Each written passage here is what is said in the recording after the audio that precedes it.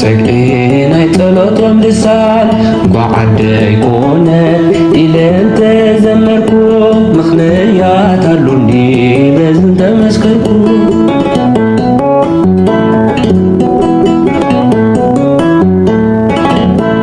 ክርስቶስ ተንሥአ ሙታን በአብይ ኃይሎ ስልጣን አሰሮሎ ሰይጣን አጋአዞ ለአዳም ሰላም እምዝየሰ ኮነ ፍስሐ ወሰላም። በክርስቶስ ክርስቲያን ብወልድ ውልዳን ብመንፈስ ቅዱስ መንፈሳውያን ዝተሰመኹም ስድራ እግዚአብሔር አምላኽና ከመይ ኣለኹም ከመይ ውዒልኩም? አሜን። እግዚአብሔር አምላኽና ነዛ ሰዓት እዚኣ ብህይወት ስለዝሓለወና ክብርን ምስጋናን ንአምላኽናን ንጎይታናን ንአምላኽናን ንመድሓኒናን ኢየሱስ ክርስቶስ ይኹን። እምበኣር ከም ፈቃድ እግዚአብሔር አምላኽና ዝምህረና እግዚአብሔር ዝግስጸና እግዚአብሔር አምላኽ ምዃኑ ፈሊጥና ነቲ ዝውሃበና ቃል እግዚአብሔር አምላኽ ብምስማዕ ህይወት ንረኽበሉ መንገዲ ህይወት ንመላለሰሉ ክገብረና ንዓይ ዝዛረብ አንደበት ንኩልና ድማ ዝሰምዕ ዓይንቶ እምሮ ክበና ናይ እግዚአብሔር አምላኽና ሰናይ ፍቃዱ ይግበረልና። እምበኣር ለማዓንቲ ከም ፍቃድ እግዚአብሔር አምላኽና እንልዕሎ ኃይለ ቃል እንተደኣልዩ ኮይኑ ካብ ወንጌለ ማቴዎስ ምዕራፍ 11 ፍቕዲ 28 ዘሎ ኃይለ ቃል ከም ፍቃድ እግዚአብሔር አምላኽና ቅዱስ እግዚአብሔር አምላኽና ኣብ ዝተፈላለየ ሓዲሩ ከም ዝምህር ለማዓንቲ ድማ ከም ፍቃድ እግዚአብሔር አምላኽና ብድኹም ሓኩም ከም ፍቃድ እግዚአብሔር ክምህረናን ክግስጸናን ናይ እግዚአብሔር አምላኽ ሰናይ ፍቃዱ ይግበረልና። እቲ ኃይለ ቃል ድማ አቱም ኩልኹም እትጽዕሩ ጸሩ ዝኸበደኩም አነ ከዕርፈኩም ናባይ ሙፁ ይብለና ቅዱስ እግዚአብሔር አምላኽና። ስለዚ እዚ ኃይለ ቃል እዚ ከም ፍቃድ እግዚአብሔር አምላኽና ከም መበገሲ ጌርና ነዚ ቃል እዚ ድማ እንሆ ጸሓፊኡ ወንጌለ ማቴዎስ ኮይኑ እንሆ ድማ አቱም ኩልኹም እትጽዕሩ ጾር ዝኸበደኩም አነ ከዕርፈኩም ናባይ ንዑ። ስለዚ ስድራ እግዚአብሔር አምላኽና ነዚ ቃል እዚ ክነልዕሎ ዝገደደና እንሆ ድማ ኣብ ዓለም ተስፋ ቆሪጽና ቀቢጸ ተስፋ ኮይንና ብዝተፈላለየ ነገር መንፈሳዊ ህይወትና ድዩ ወይ ድማ ኣብ ዓለም ተስፋ ቆሪጽና እንነብር ሰባት እግዚአብሔር ኩሉ ግዜ ንዑ ናባይ ከዕርፈኩም ንዑ ናባይ ተመለሱ ንዑ ናባይ እቲ ናይ ምድራዊ ዕረፍቲ ዘይኮነ ሰማያዊ ዕረፍቲ ብስጋን ብነፍስን ከዕርፈኩም ናባይ ንዑ ይብለና ማለት እዩ። ስለዚ ስድራ እግዚአብሔር አምላኽና ስለዚ ዝቃል እዚ ንዓይን ንዓኻትኩምን ከም ፍቃድ እግዚአብሔር አምላኽ ንዓይን ንዓኻትኩምን ዘጸናንዕ ናብ አምላኽ ዘምልስ ወይ ድማ እቲ ኣብ ህይወትና ጾር ከቢድና ኣብ ዝተፈላለዩ ቦታ ተዋሒጥና ንነብር ሰባት እግዚአብሔር ንዓይን ንዓኻትኩምን ኩሉ ግዜ ይጽዋዕና። ስለዚ ጸዋዒት ናይ እግዚአብሔር ሰሚዕና ድማ ካብዚ ዘለናዮ ናይ ዓለም ጭንቀት ናይ ዓለም ገርጨውጨው ዝመልኦ ንሕና ድማ ነዚ ወጊድና ናብ እግዚአብሔር አምላኽ ተመሊስና ንሱ አርዑተይ ልዙብ ጾረይ ከዓ ፈኩስ እዩ ይብለና ቅዱስ እግዚአብሔር አምላኽና። ስለዚ እዚ ልዙብ ተባሂሉ ዘሎ እዚ ልዙቡን ፈኩስን ዝብል ቅጽል ተዋሂብዎ ዘሎ ጾር አርዑት ምሳሌ ናይ እግዚአብሔር እዩ ማለት እዩ። እዚ ድማ ክርስቶስ ትእዛዛቱ ዓቂብና ክንመላለስ ምንታን ንኸጻናንዕና ሸከመይ ቀሊል እዩ ጾረይ እውን ፈኩስ እዩ እንዳበለ ናብኡ ንኽንቀርብ ይጽውዐና ማለት እዩ ቅዱስ እግዚአብሔር አምላኽና። ክብርን ምስጋናን ንዑ ይኹኖ። ጾር ቀሊል ዝኾኖ ፍቅሩ ክግለጸልና ነቲ ዝሃበና ጾር አርዑቱ ምስካምና ኮይኑ ስለዚ ጾሮ እዩ። አርዑት ማለት ድማ ክልተ ብዕራይ ቆርኑ ዝሕዝ ሓደ ካብ ናውቲ ማሕረስ እዩ ማለት እዩ። ስለዚ ቀሊልን ፈኩስን ምዃኑ ንኸረድእ ድማ ሓደ ኣብነት ክንርኢና ብዕራይ ምስ ብዕራይ ቀሪንካዮ ምስ እትስሕቦ ሓደ ጾር ሓደ ሰከም እዮም ዝስከሙ። بعراي مسبقي انت دا قرين كايقن اتي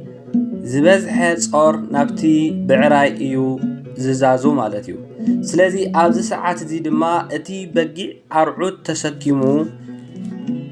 تقرينو دعا الله انبر صورسي قليل ايو زلو سلازي انبار عرعود كريستوس ابنت كابزي ناي بعراين بقيعين كنقلصو نخيلنا سلازي نحنا ولود كم بقيع تقرينا فوكي صور كنسكم كلنا اتزبز حخفال دما صورنا بعلو كريستوس يزو صورلنا مالتي سلازي تزازاتو كبيد زي كعال كمسلنا يخليو تزازاتو نمحلاو اتي زخبدا كوينو خسمعنا يخليو جن كنسكمو بحيل كريستوس انبر بحيلنا ايكونن بخالي الردادا بعلو صور هيبو زصور حيال دما يهبنا حيلي دما يهبنا مالتيو مسانا خوين دما صورنا يقاللنا صور هيبو كنبلن كلنا اتزفقرني انت خوينكم سي تزازي حلو يبلنا يوحنس معراف 10:4-15 زلو ازو صور زي تزاز ناي كريستوس زلنا فقري نخغلصلو استوحبنا ممازازني ناي فقري يو مالتيو سلازي كمتي بحيلو كنبل انكلنا بتحيل ذهبني كريستوس نخلو خخل ايه كم زبلنا قدس حواريا باولوسنا فيليبيسيوس معراف 4:13 صحيفو زلو نخلو صر زخلو بحيل كريستوس مخانو مملكتي يردأنا له مالتي سلازي اتو صور زبهال زلون بحيل كريستوس املاخنا نتزو وهبنا تئزاز كنسكمو ويدما كنصور انت خويناون كله بإግዚአብሔር مالتي قدس حواريا باولوس ناب سبع فيليبيسيوس كمدن كله بتي حيلي ذهبني كريستوس نقول خليه سلازي كل نجر اب عالم انت خبدنا اب عالم انت شجرنا اب عالم انت تጨነقنا ناب كريستوس بمخادنا ابو بتنسو ذهبنا حيلي كل نخولن كابتو كبيدنان تጨنقنالون زلنا مجدون زين وصلوا مجد يلن مالت سلازي بتحيلو كنبل دما بتحيلو كلنا خلو بتحيل مالتيو بتحيلي ذهبن كريستوس نخلو خخل لنا قدس حواريا باولوس ناب سبع فيليبيسيوس صحفو مالتي سلازي نخلو صار زخلو بحيل كريستوس مخانون يملكتن يردنا له مالتي سلازي مسانا تقرينو صورنا يسخمنا كنبل نكلنا دما بزيك حنت قوا بزيك هاي قوا حنت خطقبرو اي تخلو نخوم لنا راي وغنا سدرا እግዚአብሔር سلازي اتي مسانا كوينو تقرينو زسرع እግዚአብሔር املاخنا ود بزيك هاي حنت قوا خطقبرو اي تخلو نيكم يوحنس معراف 15:5 زلو كن ملكت نخيلنا مالتي زي دما دغافينا بمخانو እግዚአብሔር مسانا مخانو እግዚአብሔር انت دانا بእግዚአብሔር تمليسنا صورنا አራጊፍና ንሱ ይሕግዘና በመዃኒው ዘመልከተልና ዘሎ ማለት ስለዚህ ተስፋ መጻናንዒ ንሱዩ ብዘይካው ሓንተ እኳ ክንገብር ኣይንኽእልና ጾር አርዑት ትእዛዝ ክርስቶስ ቄርና ክንሕይልን ክንመላለስን በኃይል እግዚአብሔርን እዩ ዝግበአና ሓደ ክርስቲያን ኩሉ ግዜ ጾሩ ናብ እግዚአብሔር አምላኽ አራጊፉ ጾሩ ኩሉ ነገር ኣብ ዓለም ዘሎ ነገር ዘጨንቆን ዘሸግሮን ኣብ ዓለም ዝኾነ ነገር ከሸግረና ከሎ ናብ ክርስቶስ በተሓይሊ ዝህበኒ ክርስቶስ ኩሉ ክክእለየ ብምባል ናብ ክርስቶስ ተጸጊዕና ናብ ክርስቶስ ኩሉ ግዜ እቲ ጾርና ናብኡ እንተዳራጊፍናዮ ብልክዕ ብዘይካ እኳ ሓንቲ እኳ ክትገብሩ ኣይትኽእሉን ኢኹም ዝብል ቃሉን ክንዝክር ንኽእል ማለት እዩ ስለዚ ተጨኒቕና ኣብ ምድሪ ኣይተጨኒቕና ብዘይካ ክርስቶስ ንሕና ኣብ ምድሪ ክሳብ ዘለና ወላ ሓንቲ ክንገብር ከም ዘይንኽእል ተረዲእና ናፍቲ ወሃብ ሰላም ዝኾነ ክርስቶስ ጾርና ከድና ኣራጊፍና ሓድሽ ህይወትን ሓድሽ መንፈስን ሒዝና ክንጓዓዝ ይግበአና ማለት ስለዚ ኣቶም ኩልኹም እትጽዕሩ ጾር ዝኸበረኩም ኣነ ክዕርፈኩም እየ ናባይ ንዑ ይብለና ማለት ስለዚ ወንጌል ማቴዎስ ምዕራፍ 11:28 ዘሎ ሃይለ ቃል بحقي سدرا እግዚአብሔር ዓለም ኣብዛ ዓለም ሓላፊ ዝኾነት ዓለም ካብ ብቀቢጸ ተስፋ ኮይና ንነብር ካብ ቤተ ክርስቲያን ተፈሊና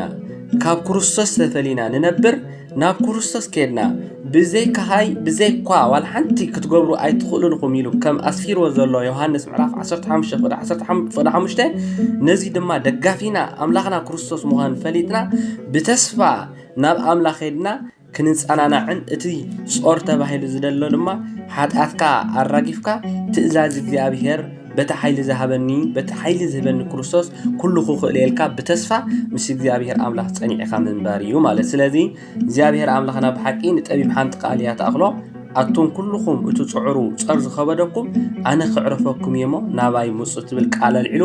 ቅዱስ እግዚአብሔር ክምህረናን ክግስጸናን ስለ ዝጸንሐ ክብርን ምስጋናን ንዕኹኖ ዝጎደለ ዝነጠበ በአፍ መላእክቱ ትጓሃን ይተአረመለይ ስብሐት ለእግዚአብሔር ልዑል ወለወላዲት ድንግል ወለመስቀሉ ክቡር ይተአኮቶ ይሰባህ ስሙ ለእግዚአብሔር አምላክነ ወትረ በኩል ጊዜ ወበኩል ሰዓት አሜን።